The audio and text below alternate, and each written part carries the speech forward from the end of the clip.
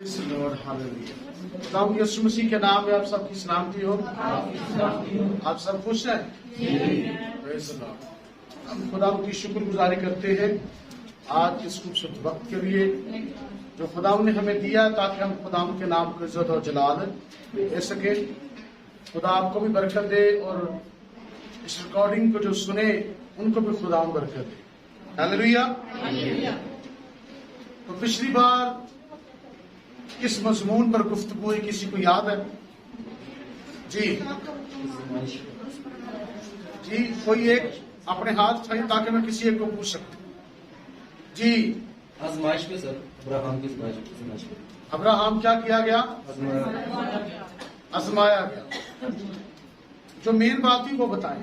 आजमाइश तो हुई, असल में तीन चीजें थी जो बड़ी अहम थी। वो थे ये कि अब्राहम ने खुदा के हुक्म को माना, वो सारे आजमाइश में से गुजरा, वो खुदा के हुक्म को मानने की वजह से और ईमान के साथ और अमल के साथ वो खुदा के हुक्म को पूरा कर रहा था, खुदा के हुक्म की तकमील कर रहा था। वो दो चीजों से, ईमान से और अमल से। अगर इंसान के अंदर सुनने की सलाहियत है और उस पर ईमान रखने की और फिर उस पर अमल करने की सलाहियत नहीं, तो वो ईमानदार एक मफलूज ईमानदार है। क्या है? उस ईमानदार की मानन जो के हाउस के पास तो है, ईमान भी ये है कि इसके अंदर उतरने से मुआवजा हो सकता है, पर उतर अमल नहीं है। ठीक है? अगर अमली जिंदगी नहीं तो कुछ भी नहीं है, वो मफलूज आदमी है। ये याद रखिएगा। हम जितनी मर्जी दुआ करें, जितना मर्जी कलाम सुने, जितना मर्जी कलाम सुनाए, अगर अमली जिंदगी नहीं तो याद रखिएगा जो हम कर रहे हैं वो बेमकसद बेमायना है, उसका कोई मतलब नहीं है। वो वक्ती तौर पर हम लोगों को तो खुश कर सकते हैं, पर खुदा कभी भी हमसे खुश नहीं हुआ। मैं ये नहीं कहूंगा कि खुदा खुश नहीं होगा, हुआ ही नहीं, क्योंकि अमल ही नहीं किया। और खुदा अब्राहम को जब आजमा रहा था तो तुक्के नहीं लगा रहा था। खुदा को मालूम है कि वो ये कर सकता है। अय्यूब के बारे में खुदा को पता था कि अय्यूब क्या कर सकता है, इसलिए खुदा ने उसे आजमाया, या इब्लीस को इख्तियार दिया कि वो उसे आजमा सके। आमीन। आप ये कहें कि इब्लीस ने आजमाया या खुदा ने आजमाया, ये दो बातें अलग नहीं है, क्योंकि इख्तियार तो खुदा ने दी है। इब्लीस खुद से तो कुछ कर ही नहीं सकता था। अगर वो खुद से कुछ कर सकता तो वो पहले कुछ कर देता। उसने खुदा के सामने ये बात को रखा है कि तूने उसके चुगिर्द बाड़ लगाई है, वो कैसे तेरे खिलाफ बोल सकता है, उसका क्या कुछ बिगड़ सकता है। मतलब खुदा ने अपनी बाढ़ को हटाया और इब्लीस को मौका दिया मैदान जंग में, अब तू मार का मार ले। पर इब्लीस को यह मालूम नहीं था कि खुदा ने सारे हथियार तो मुझे दे दिए, पर अभी एक नहीं लिया। वो उसने अय्यूब के अंदर रखा था। आमीन। ये हम बचपन से सुनते आ रहे हैं कि उस्ताद जो है वो सारे गुर बता देता पर एक नहीं बताता। तो इसी परेशानी में रहते हैं। तो खैर, यहां पर खुदा की बात हो रही है। सब बोले हालेलुया। तो आज हम तीन शख्सियात पर बात करेंगे। नंबर वन जो है, जो नंबर वन है, नंबर वन जो है वो अब्राहम है। ठीक है, आप इसको नोट करें। नंबर वन अब्राहम, जो कि खुदा यानी कि यहोवा की मिसाल है। इसको लिखिए, इसके बाद आगे बात होगी। ठीक है, नंबर वन अब्राहम, जो कि खुदा बाप यानी कि यहोवा की मिसाल है। आमीन। जिस पर आगे हम अभी बात करने के लिए जा रहे हैं। नंबर दूसरा बेटा यानी कि इजहार, यानी कि खुदा यीशु मसीह खुदा का बेटा, यह मिसाल है। आमीन। अब्राहम खुदा बाप यानी कि यहोवा की मिसाल है, और इसहाक जो है वो खुदा के बेटे यीशु मसीह की मिसाल है। आमीन। और नंबर तीसरा, अब्राहम का नौकर, उसका क्या नाम है? वो क्या है? वो रूहुल कुद्स की क्या है? मिसाल है। क्या है? रूहुल कुद्स की मिसाल है। अब आज हम 3 पर बात करेंगे, सारी बात नहीं होगी, हम थोड़ा सा इस पर बातचीत करेंगे। आमीन। मतलब आप यूं कहें कि हम इसकी बुनियाद को जो है वो उठाने की कोशिश करेंगे। अगली बार जो है मजीद इस पर बात करेंगे। आमीन। सब बोले हालेलुया। नंबर 1, इसका हवाला निकालिएगा खुदा के कलाम में से, पैदाइश की किताब, जिस पर हम अभी बात करने के लिए जा रहे हैं। पैदाइश 24वां बाब, उसकी पहली आयत से जरा पढ़िएगा। Praise the Lord. और अब्राहम ज़ईफ और उम्र रसीदा हुआ। हाँ जी, आगे। और खुदावन ने सब बातों में अब्राहम को बरकत बख्शी थी। आगे। और अब्राहम ने अपने घर के साल खोरदा नौकर से, जो उसकी सब चीजों का मुख्तार था, हाँ जी, कहा, तू अपना हाथ जरा मेरी रान के नीचे रख के, हाँ जी, मैं तुझसे खुदावन की जो जमीन और आसमान का खुदा है कसम लूं कि तू किनानियों की बेटियों में से, जिनमें मैं रहता हूँ, किसी को मेरे बेटे से नहीं ब्याहेगा। हाँ जी, बल्कि तू मेरे वतन में मेरे रिश्तेदारों के पास जाकर मेरे बेटे इसहाक के लिए बीवी लाएगा। हाँ। उस नौकर ने उससे कहा, शायद वो औरत इस मुल्क में मेरे साथ आना ना चाहे जी, तो क्या मैं तेरे बेटे को उस मुल्क में जहाँ से तू आया है फिर ले जाऊं? तब अब्राहम ने उससे कहा, खबरदार, तू मेरे बेटे को वहाँ हरगिज ना ले जाना। खुदावंद आसमान का खुदा, जो मुझे मेरे बाप के घर और मेरी जात भूमि से निकाल लाया, और जिसने मुझसे बातें की और कसम खाकर मुझसे कहा कि मैं तेरी नस्ल को ये मुल्क दूंगा, वही तेरे आगे आगे अपना फरिश्ता भेजेगा कि तू वहाँ से मेरे बेटे के लिए बीवी लाए। और अगर वो औरत तेरे साथ आना ना चाहे तो तू मेरी इस कसम से छूटा, पर मेरे बेटे को हरगिज वहाँ ना ले जाना। उस नौकर ने अपना हाथ अपने आका अब्राहम की रान के नीचे रखकर उससे इस बात की कसम खाई। तब वो नौकर अपने आका के ऊँटों में से 10 ऊँट लेकर रवाना हुआ, और उसके आका की अच्छी अच्छी चीजें उसके पास थी, और वो उठकर मेसोपोटामिया में नहूर के शहर को गया। और शाम को जिस वक्त औरतें पानी भरने आती हैं, उसने उस शहर के बाहर बावली के पास आमीन। Thank you, God bless you. सब बोले हालेलुया। किताब मुकद्दस के मुताबिक अब्राहम एक बहुत बड़ा करैक्टर है बाइबल मुकद्दस के अंदर। आमीन।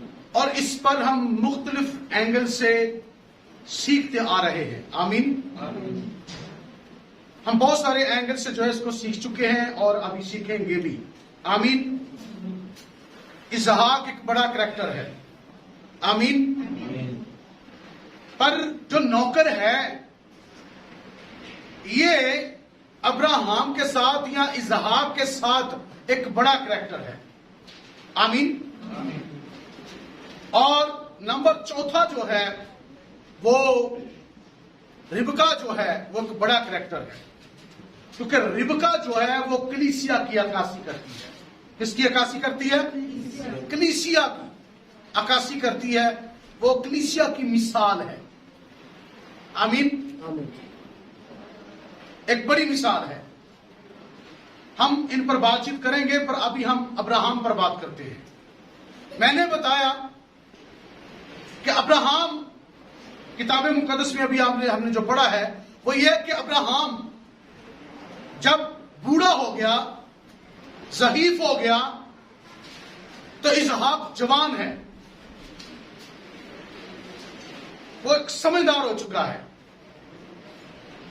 और वो खुद बूढ़ा है और उसका बेटा इसहाक जवान है। और उसके बाद उसके घर का जो मुख्तार है वो अब्राहम उसे अपने बाद एक जिम्मेदार शख्स समझता है और बड़ा अहम शख्स समझता है। ऐसा आदमी जिस पर अब्राहम सब चीजों की जिम्मेदारी रखता है, या जिसकी वजह से वो तसल्ली में है। और अब्राहम को यहां पर हम देखते हैं कि अब्राहम उससे अपने बेटे की बीवी लाने के लिए कहता है और उससे कसम लेता है, क्योंकि अहद अतीक के अंदर, पहले वक्त के अंदर, पुराने वक्त के अंदर लोग कसम लेते थे। आमीन। जिसे आज आप एग्रीमेंट कहते हैं। क्या कहते हैं? जब कोई कंपनी किसी कंपनी को काम देती है, छोटी या बड़ी, बड़ी कंपनी जब छोटी कंपनी को काम देती है तो उसका जो ऑनर होता है छोटी कंपनी से जो है वो एक एग्रीमेंट लेता और एक एग्रीमेंट देता है। उनके दरमियान एग्रीमेंट होता है और उस एग्रीमेंट के ऊपर सारे काम होते हैं। जो कुछ इसमें लिखा होता है उसी को नजर के सामने रखकर जो है वो सारे काम को किया जाता है। तो मैं आपको बताना चाहता हूं कि अब्राहम जो है, मैंने उसके बारे में आपको बताया कि अब्राहम बाप है। क्या है? बाप है। और मैंने कहा कि ये खुदा की मिसाल है। क्या है? खुदा की क्या है? खुदा की मिसाल है। खुदा की क्या है? मिसाल है। कैसे? खुदा, पैदाइश की किताब निकालिएगा जरा, पहला बाब, उसकी पहली आयत को जरा पढ़िएगा। खुदा के नाम में, खुदा ने इब्तिदा में जमीन और आसमान को पैदा, खुदा ने इब्तिदा में जमीन और आसमान को क्या किया? पैदा किया। अब मुझे ये बताएं कि खुदा ने इब्तिदा में, शुरू में जब जमीन और आसमान को पैदा किया तो किसके लिए बनाया उसने? बाइबल मुकद्दसिया में ये बताती कि खुदा ने अपने बेटे के लिए इसको क्या किया है? क्रिएट किया है। मसीह के लिए बनाया है। आमीन। आदम के लिए बनाया है। किसके लिए बनाया है? हन्नू की किताब को पढ़े तो हन्नू की किताब ये बताती है कि खुदा ने ये सब कुछ आदम के लिए बनाया है। क्या बनाया है? आदम के लिए बनाया है। इंसान के लिए बनाया है। और मैंने आदम से जो बड़ी बात की है वो ये है कि खुदा यीशु मसीह के बेटे के लिए, और हम इस बात को समझते हैं कि जो बेटा है वो खुदा का ज़हूर है। आमीन। खुदा जब अपनी पोशीदगी से बाहर आता है तो वो बेटे की सूरत में आता है। किसकी सूरत में आता है? जब वो पोशीदगी में रहता है तो वो खुदा है, वो रूह है। पर जब वो पोशीदगी से बाहर आता है तो वो आदम जात सा नजर आता है वो खुदा? वो बाहर आता है। तो जब पोशीदगी से वो बाहर आता है तो वो सब चीजों में मर्ज हो जाता है या नजर आता है हमें। वो आसमान में, जमीन में, दरख्तों में, सूरज, चांद, सितारों, अपनी पूरी कायनात के अंदर वो नजर आता है। और कलाम ये बताता है कि अलहुयत यानी कि खुदा की जो सिफात है, खुदा की जो खुदाई है, वो मुजस्सम होकर जो है वो मसीह में रहती है।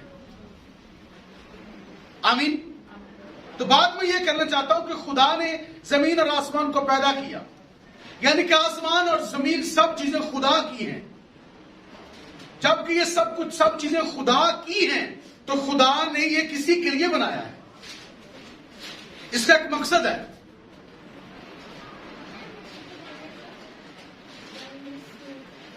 ये सब चीजें एक मकसद के साथ क्या की गई है? ये सब चीजों का ताल्लुक खुदा के साथ है। चीजों का ताल्लुक खुदा के साथ और खुदा का ताल्लुक इन चीजों के साथ है, क्योंकि खुदा अपने आप को इनमें जाहिर करता है। आमीन। इनमें क्या करता है? जाहिर करता है। बेटा भी ये कहता है कि बाप मुझ में रहकर अपने काम करता है। खुदा अपने आप को जाहिर करता है। खुदा सुकूनत करता है, खुदा रहता है।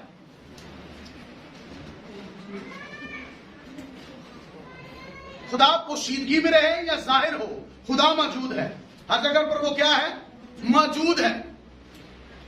मैं एक बात पर गौर कर रहा था कि यूहन्ना की इंजील के अंदर जब खुदाम यसू मसीह आखिरी वक्त में शागिर्दों के साथ गुफ्तगू कर रहा था, तो जब बाप की बात हो रही थी तो कलाम में लिखा है कि शागिर्दों में से एक ने, फिलिप्पस ने, खुदाम यसू मसीह से कहा कि तू हमें बाप दिखा दे, ये हमारे लिए काफी है। तू हमें बाप दिखा दे तो ये हमारे लिए काफी है। तो यसू मसीह ने कहा कि मैं इतने अरसे से तेरे साथ हूं, क्या तू मुझे जानता नहीं? आप मेरी बात को सुन रहे हैं? मैं इतने अरसे से तेरे साथ हूं या तुम्हारे साथ हूं, तू मुझे जानता नहीं है? जिसने मुझे देखा उसने मेरे बाप को देखा। बाप जो है वो क्रिएटर है, हम सब समझते हैं इस बात को। हम जानते हैं कि बाप के जो मैनी है वो चश्मा है।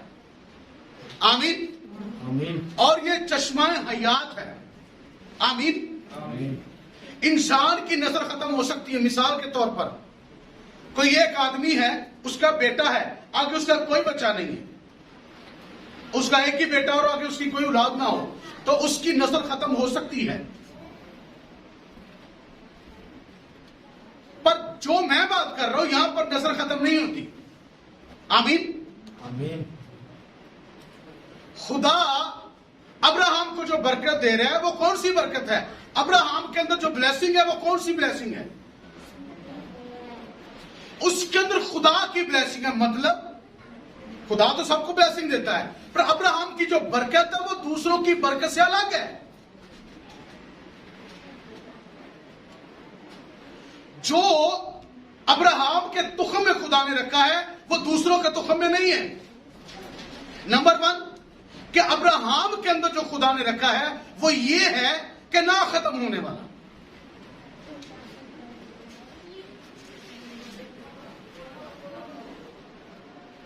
ऐसी नस्ल, ऐसा तुखम जो कभी खत्म ना होगा। खुदा ने हमेशा के लिए उसे बरकत दी है। यानी कि जमीन पर, आसमान में अबदियत तक या हमेशा उसकी नस्ल कायम रहेगी। हमेशा तक नस्ल कायम रहेगी। और ये कैसे कायम रहेगी इसको हम थोड़ा सा देखते हैं कि इसहाक लिखा कि इसहाक से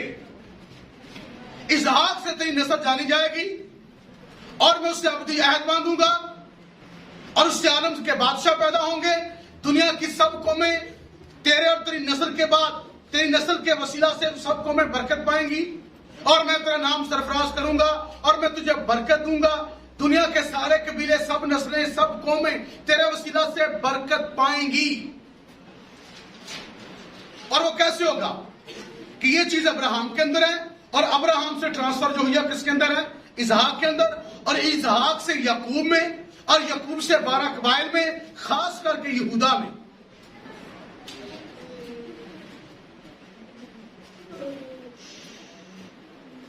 इसको हम थोड़ा शॉर्ट करते हैं क्योंकि अगली बार भी हमने कुछ बातें करनी है।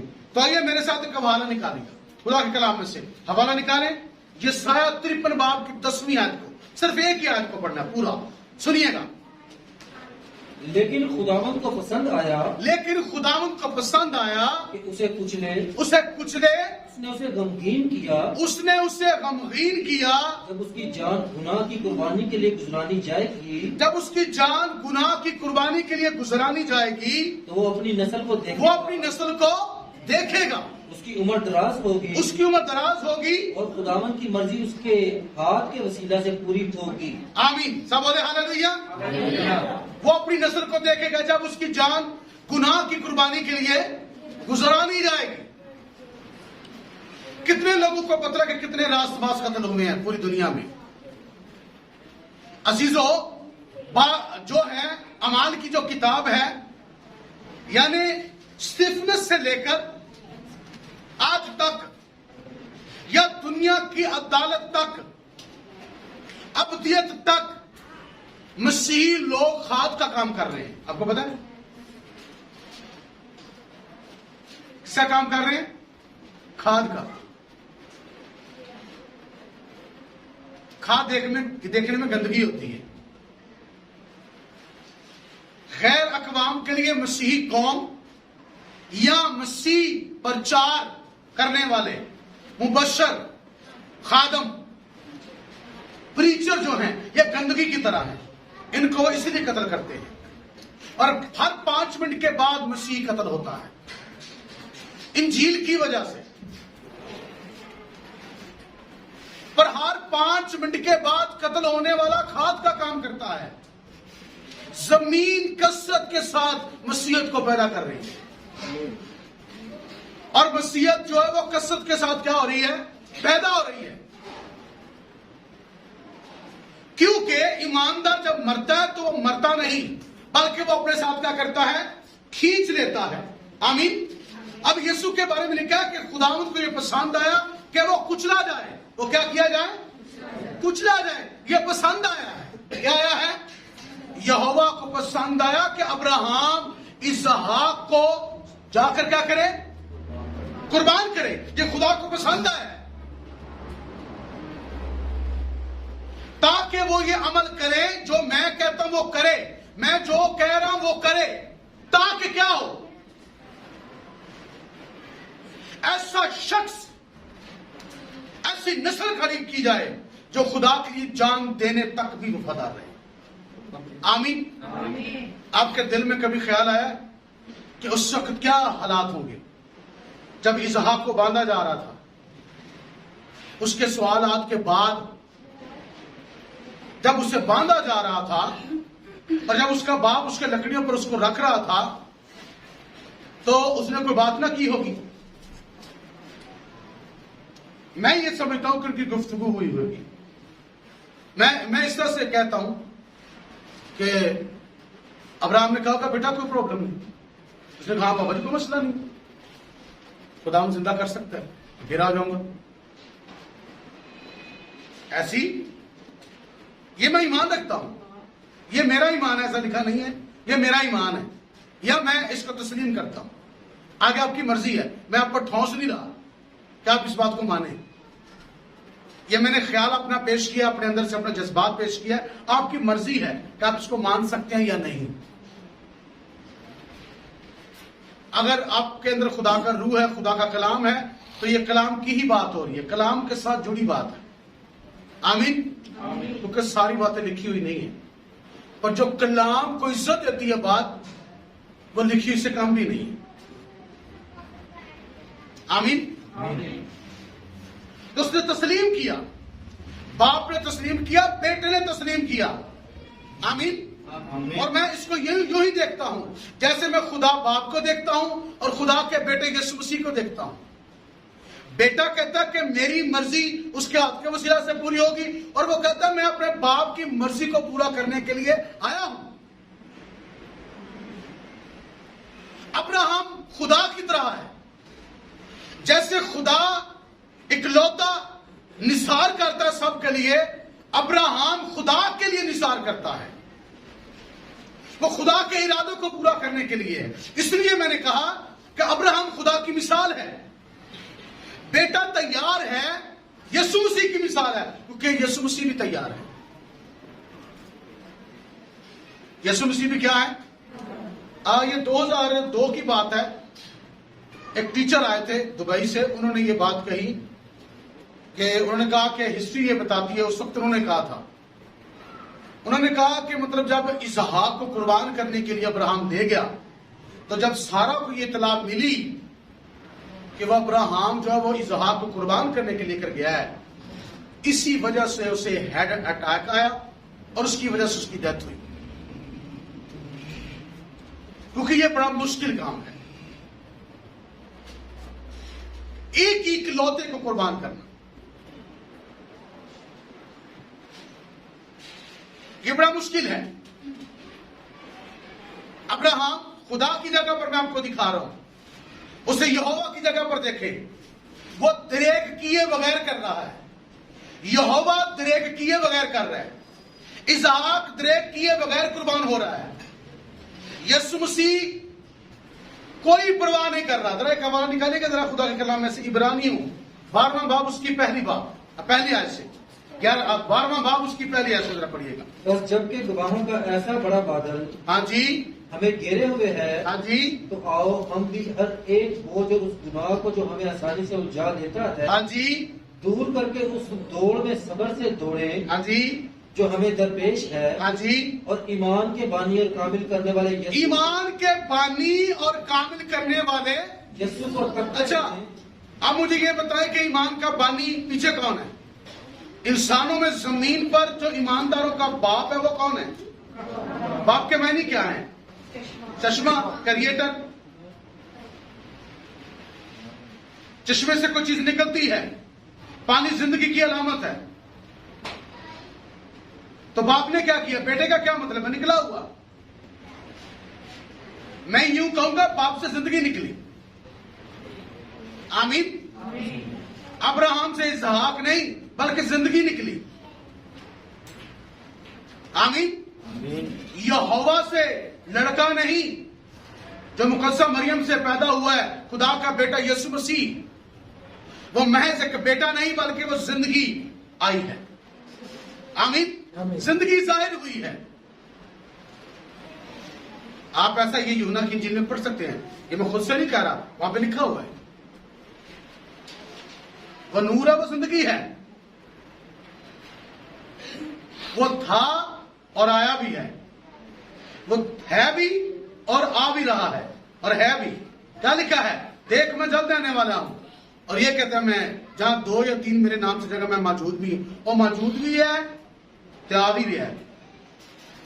मौजूद वो रूह की सूरत में है, आ रहा वो सारी सूरत में, जिसमें हर कोई उसे देखेगा।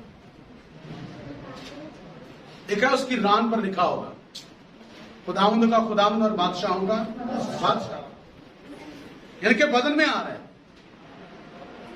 पहले भी बदन में आया है। हाँ मैं ही आऊंगा, हाँ खुदा ही आएगा। सब बोले हालेलुया। तो इन चीजों को समझने की जरूरत है। ईमान का बानी कौन है? खुदा। अब्राहम, और उसके बाद बेटा बानी है। आमीन। अच्छा उन्होंने दसो तो किन्नू किन्नू बनी है ऐसी? बाप कहता है मैं अव्वल और आखिर हूं, बेटा भी कहता है मैं अव्वल और आखिर हूं, मैं इब्तिदा इंतहा हूं।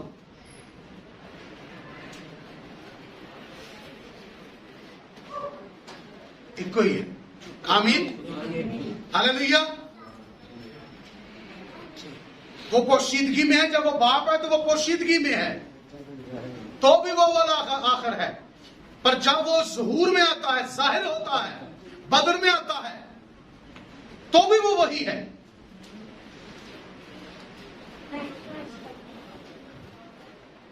और रसूलों को कह रहा है मैं इतने अरसे से तुम्हारे साथ हूं, मैं 3.5 साल तो तेरे नाल हाँ, जब तुम मेरे नाल हो तो मुझे पता नहीं चलिया, समझ नहीं आई मैं कौन हूं। आमीन। जब यीशु मसीह को पकड़ने के लिए तो एक साइन था, बड़ा खूबसूरत साइन है। जब यीशु को पकड़ने के लिए आए तो कितने आए? यीशु को ढूंढने आए, मैं हूं। तो क्या हुआ? जो मैं हूं उदो की हुंदा है, उदो हर शय हिल हुल जाती है, हर शय कंब कुंभ जाती है। जब मैं हूं आता है, मैं जो हूं सो हूं मेरा नाम है। हालेलुया। मैं तेरे बाप दादा का फिर कन्नी कतरा के देखना पैंदा है। आमीन। आमीन। जब वो उतरता है, जब मैं हूं, तो जब वो इख्तियार देता है तो फिर बंदा देख लेता है। मूसा को थोड़ा सा इख्तियार दिया, उन्हें क्या मुंह नहीं विखाना है, विखावांगा तेन मैं विखावांगा सतून दे पहाड़ ते, इत्थे नहीं, उथे तू मैनू वेखी, एदे सिर मेरी कंड वेख लै। तो जब यीशु मसीह पहाड़ पर था, देखा उसकी सूरत बदल गई। हालेलुया। उसकी सूरत है। तो फिर कलाम मुकद्दस में यह भी लिखा हुआ है कि फिर दो आदमी आए, फेस टू फेस बातें करते हैं। हालेलुया। वो अपने आप को जाहिर भी करता है, अपने आप को क्या करता है? जाहिर भी करता है। ईमान के बानी और कामिल करने वाले यीशु को तकते रहो, जिसने शर्मिंदगी की। आगे क्या लिखा है? जिसने उस खुशी के लिए, हाँ, जिसने उस खुशी के लिए, उसकी नजरों के सामने, अच्छा, जिसने उस खुशी के लिए, सुनिएगा, अब्राहम किसकी खुशी पूरी कर रहा है?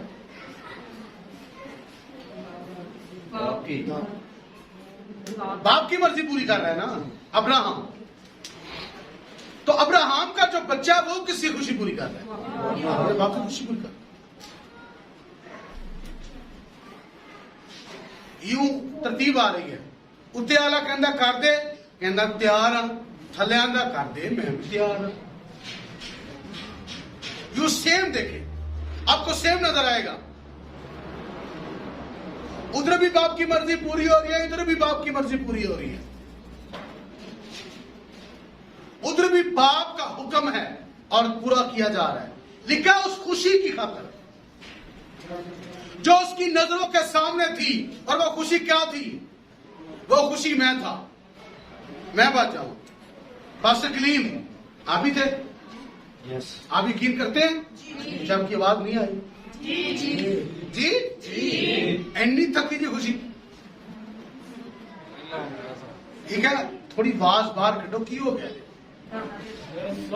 तुम तो नचन डैपना चाहिए इस गल पे। सब बोले हालेलुया। उस खुशी की खातिर जो उसकी नजरों के सामने थी, शर्मिंदगी की ना परवाह किए हुए, सलीब का दुख सहा। हाय हाय, शर्मिंदगी। आंदा मैं खुदा, आंदा जमीन का आसमान का इख्तियार मेरे को है। आंदा तुम में से कौन है जो मुझ पर गुनाह साबित कर सकता है? तो पापी बन के सलीब पे लटके है। सोचे कभी इस बात को, कभी इस बात पर गौर करें। जिस पर कोई गुनाह साबित नहीं कर सकता, वो सलीब पर लटका है। और सलीब पर लटका है शर्मिंदगी की ना परवाह करते हुए। और आपको पता है, यीशु मसीह को बरहन्ना स्पेशली सजा दी गई कि उससे बरहन्ना सलीब पर लटकाया गया, नंगा सलीब पर लटकाया गया। और चौराहे के अंदर ये ऐसा मकाम है जहां पर सूरज रहा जाता था, गलगता की पहाड़ी। इसे 4 रास्ते लगते थे और आने जाने वाला थू थू और लांग तांग करता था। ये छोटी बात है। शर्मिंदगी की ना परवाह करते। आज लोग की अंदर मेरी बेइज्जती हो गई है, पादरी ने यहां गल की मेरी बेइज्जती हो गई है, और पादरी ने बड़ा तेरी खातर मर गया है। पादरी खरो तेरे वास्ते 2 घंटे 4 घंटे दुआ करता या नहीं करता? ओदी कदर नहीं, और ओदी खातर ही बर्दाश्त कर लो जो सलीब पे चढ़ गया है। समझने की जरूरत है। शर्मिंदगी की ना परवाह करते हुए उस खुशी की खातर जो उसकी नजरों के सामने थी, क्या किया? सलीब का दुख सहा। सलीब का दुख सहा। और खुदा के तख्त की दाहिनी तरफ जा, खुदा के तख्त की दाहिनी तरफ जा बैठा। सुनिएगा, मैं आपको 2 चीजें दिखा रहा हूं। अब्राहम ने खुदा की बात मानी तो खुदा ने उसे कौमों का बाप ठहरा दिया है। हर ईमानदार का बाप माजी के अंदर, हाल के अंदर और मुस्तकबिल के अंदर, ईमानदारों का बाप, ईमानदारों का अब्बा एक ही अब्बा है, अब्राहम, क्योंकि वो खुदा की मिसाल है। आमीन। और इसहाक खुदा यीशु मसीह की मिसाल है, जो जिसने अपने आप को पेश कर दिया उस खुशी के वास्ते, उस हुक्म के वास्ते जो खुदा ने कहा है, उसने आपको पेश कर दिया। अपने आप को क्या कर दिया? पेश कर दिया।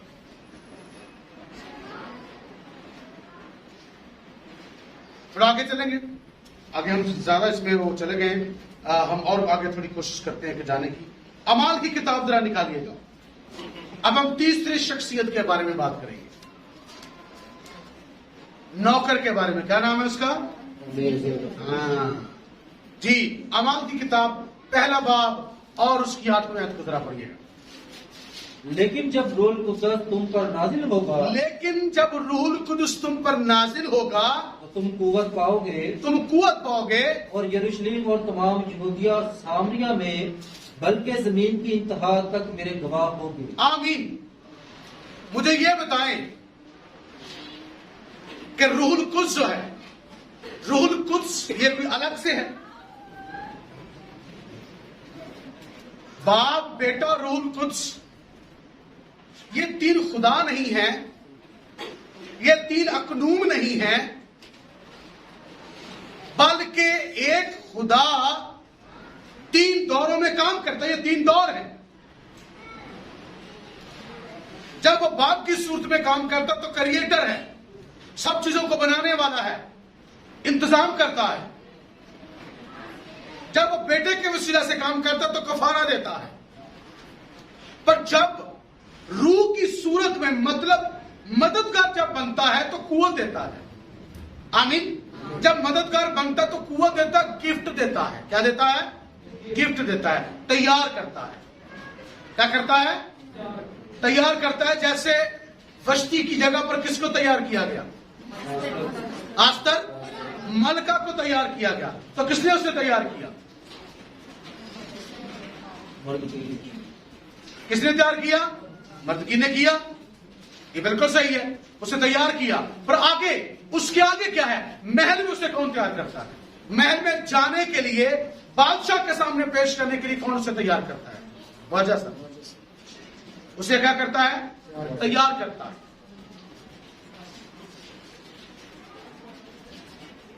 क्या करता है? तैयार करता है, क्योंकि उसने क्या करना है? उसको बादशाह के सामने पेश करना है। तो यीशु मसीह बादशाह, कलीसिया उसकी दुल्हन है। यीशु दूल्हा है, कलीसिया दुल्हन है। तो मैं ये कह रहा हूं कि जो अब्राहम का नौकर है वो रूल कुछ की अक्कासी करता है। मतलब जैसे अब्राहम के नौकर ने रिबका को तैयार किया, और उसे कहां पर तैयार किया? कुएं पर, पानी पर। कहां पर? कुएं पर, पानी पर। जब पादरी कलाम सुनाता है तो पादरी रूल कुछ के वसीला से जब बोलता है तो रूल कुछ होता है वो जिंदगी को तैयार करता है ताकि वो अपने गुनाहों से क्या करे? तौबा करे। जब वो रूह की गहराई में कलाम सुनाता है, जब वो रूह के वसीला से बोलता है तो रूह तैयार करता है। और जब तैयार करता है तो वो तैयार होकर घर जाता है और कहता है कि ये बात है, क्योंकि वो तैयारी करके जाता है, कसरत करके जाता है। रूहुल कुद्स जब किसी जिंदगी में आ जाता है, किसी घराने में आ जाता है तो तब्दील कर देता है। आमीन। पर खाली तब्दील ही नहीं करता, तब्दील करने के बाद गिफ्ट देता है। आमीन। क्या देता है? जैसे नौकर ने किसको गिफ्ट दिए?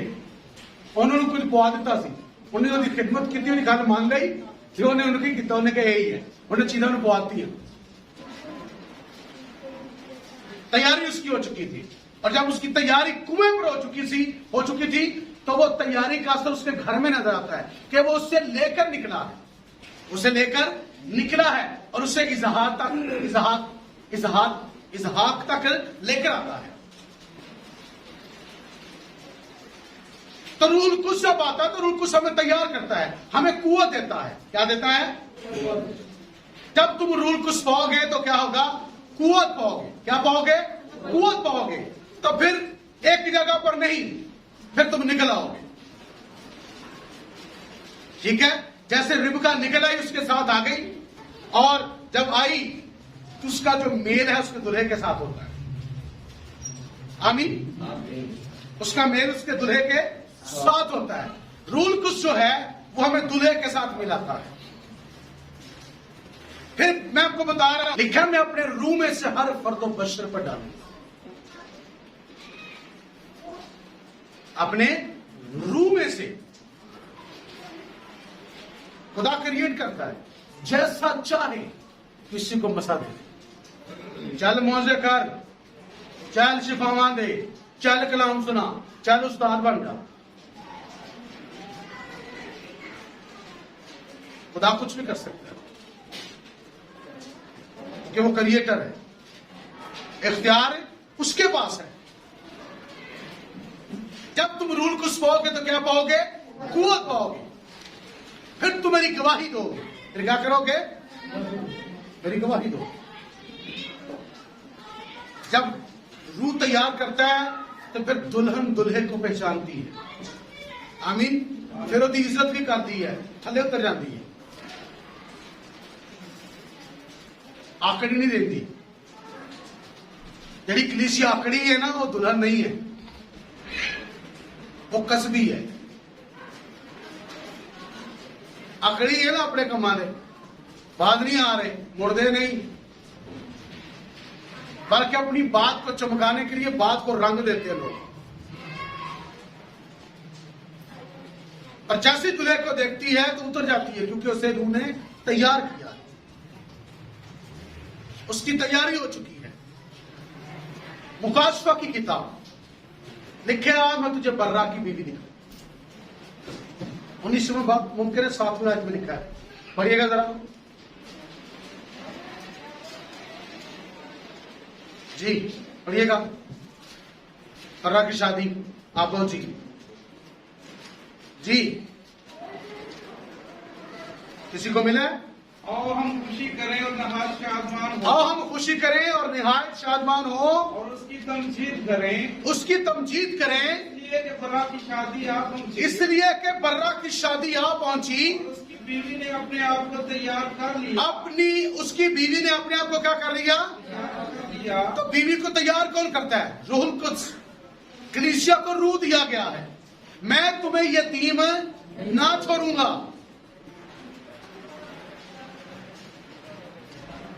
तुम उसे जानते हो पर दुनिया उसे, योना की लील में लिखा है, यसु ने कहा तुम उसे जानते हो, मतलब मैं थोड़े नाला, पर दुनिया उसे नहीं जानती। और जब तुम रूह को पाओगे तो कुव्वत पाओगे। जी आगे, तैयारी कर ली आगे। और उसको चमकदार और साफ, उसे चमकदार और साफ मुहीन कितानी कपड़ा पहनने का क्या दिया गया है? आगे क्या लिखा है, इसका मतलब क्या है? पढ़िएगा। क्योंकि महीन कतानी कपड़े से मुकद्दस लोगों की रास्तबाजी के काम मुराद हैं। मुकद्दस लोगों की रास्तबाजी के काम मुराद हैं। आगे, और उसने मुझसे कहा लिख मुबारक है वो जो बर्रा की शादी की ज़ियाफत में, मुबारक है वो जो बर्रा की शादी की ज़ियाफत में क्या है? बुलाए गए हैं। फिर उसने मुझसे कहा, हाँ जी, ये खुदा की सच्ची बातें, ये खुदा की सच्ची बातें, मैं जो कह रहा हूं ये क्या है? ये खुदा की सच्ची बातें हैं कि अब्राहम यहोवा की अक्कासी है और इसहाक बेटे यानी कि यीशु मसीह की अक्कासी है, और नौकर जो है वो रूहुल कुद्स की क्या है? ये 3 दौर हैं, ये 3 वो स्टेप हैं जो इंसान की भलाई के लिए हैं, कौमों और उम्मतों और कबीलों और नस्लों की भलाई के लिए इकदाम उठाए गए हैं। आमीन आमीन। ताकि लोगों को तैयार किया जाए। तो आज हम अपनी जिंदगी पर गौर करना है कि क्या मैं तैयार हूं? मैं काम कर रहा हूं जैसे अब्राहम ने किया, जैसे बेटे ने किया, जैसे नौकर ने किया। एक तरतीब में आ रहे हैं, एक उत्तो मान रहे हैं, एक थलो मान रहे हैं, मानते ही जा रहे हैं, तरतीब जा रही है। तो आइए मानने की तरफ आए, खुदा की बात को माने, खुदा के हुक्म को माने। उसमें बरकत है, उसमें कुदरत है, उसमें जलाल है, उसमें जिंदगी है, उसमें अबदियत है। हुक्म के अंदर क्या है? अबदियत है। अबदियत हमेशा की जिंदगी है। आइए इसकी तरफ अपने आप को तैयार करें और नेक्स्ट पर बातचीत करेंगे। खुदा आपको बरकत दे।